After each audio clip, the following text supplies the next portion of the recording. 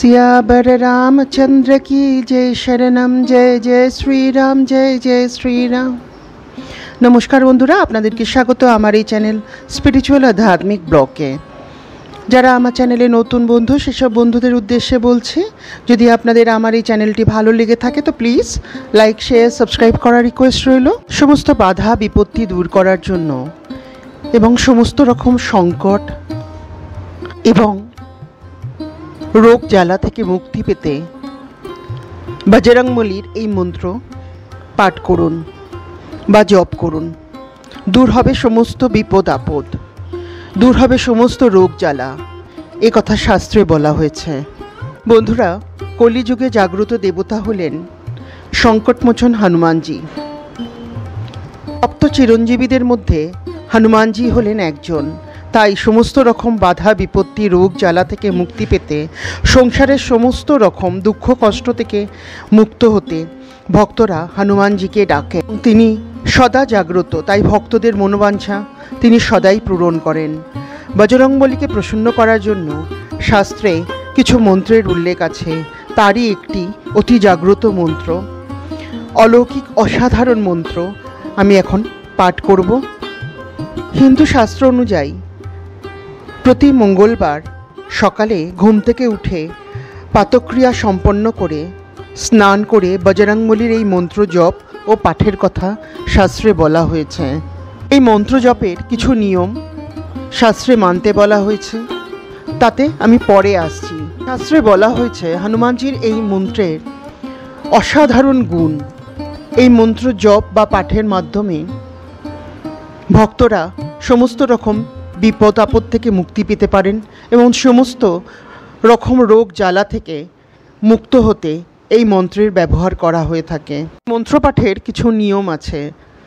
প্রথমত, সকালে স্নান করে পুজোর ঘরে যদি হনুমানজির কোনো ছবি বা মূর্তি থাকে তা একটি ছোট্ট বেদিতে লাল কাপড় পেতে বসাতে হবে এবং ঘি বা তেলের প্রদীপ জ্বালাতে হবে, ধূপ দিতে হবে এবং হনুমানজির চরণে লাল সিঁদুর দেওয়া অবশ্যই বাঞ্ছনীয়। এরপর বজরংবলীর চরণে লাল ফুল দিয়ে মন্ত্রটি জপ বা পাঠের উল্লেখ করা হয়েছে। গোটা ফল হনুমানজিকে দিতে পারেন। এছাড়া হনুমানজির লাড্ডু খুবই প্রিয়, তাই হনুমানজির পুজোতে লাড্ডু দিতে বলা হয়।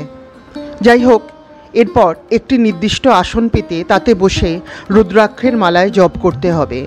যারা রুদ্রাক্ষ ব্যবহার করেন না তারা হাতেও করতে পারেন।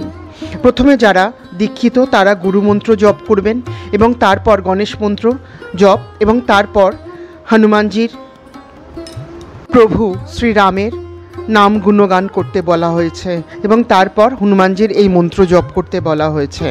যারা দীক্ষিত নন তারা গণেশ মন্ত্র এবং শ্রীরামের নাম জপ করে এই মন্ত্র পাঠ করতে পারেন। প্রথমে গণেশ মন্ত্র। ওম গাং গণেশায় নমঃ, ওম গাং গণেশায় নমঃ, ওম গাং গণেশায় নমঃ, ওম গাং গণেশায় নমঃ, ওম গাং গণেশায় নমঃ, ওম গাং গণেশায় নমঃ। এরপর सियावर रामचंद्र की जय शरणम जय जय श्री राम जय जय श्री राम। सियावर रामचंद्र की जय शरणम जय जय श्री राम जय जय श्री राम। सियावर रामचंद्र की जय शरणम जय जय श्री राम जय जय श्री राम। जय महावीरेर जय, जय महावीरेर जय, जय महावीरेर जय, जय महावीरेर जय, जय महावीरेर जय। एरपर मंत्रटी पाठ करते হবে। ओम नमः हनुमते रुद्रवताय सर्वशत्रु संहार नाय सर्वरोगहराय सर्ववशीकरणाय रामदूत स्वाहा। ओम नमः हनुमते रुद्रवताय सर्वशत्रु संहार नाय सर्वरोगहराय सर्ववशीकरणाय रामदूत स्वाहा। ओम नमः हनुमते रुद्रवताय सर्वशत्रु संहार नाय सर्वरोगहराय सर्ववशीकरणाय रामदूत स्वाहा। ओम नमः हनुमते रुद्रवताय सर्वशत्रु संहार नाय सर्वरोगहराय सर्ववशीकरणाय रामदूत स्वाहा। ओम नमो हनुमते रुद्रवताय सर्वशत्रुसंहारणाय सर्वरोगहराय सर्ववशीकरणाय रामदूत स्वाहा। এরপরে আবার সিয়াবর রামচন্দ্র কি জয় শরণম, জয় জয় শ্রীরাম, জয় জয় শ্রীরাম। সিয়াবর রামচন্দ্র কি জয় শরণম, জয় জয় শ্রীরাম, জয় জয় শ্রীরাম। সিয়াবর রামচন্দ্র কি জয় শরণম, জয় জয় শ্রীরাম, জয় জয় শ্রীরাম। শ্রীরামের নাম করলে হনুমানজি সবথেকে বেশি খুশি হন, তাই তাকে সন্তুষ্ট করার জন্য শ্রীরামের নাম প্রথমে এবং শেষে করতে বলা হয়েছে।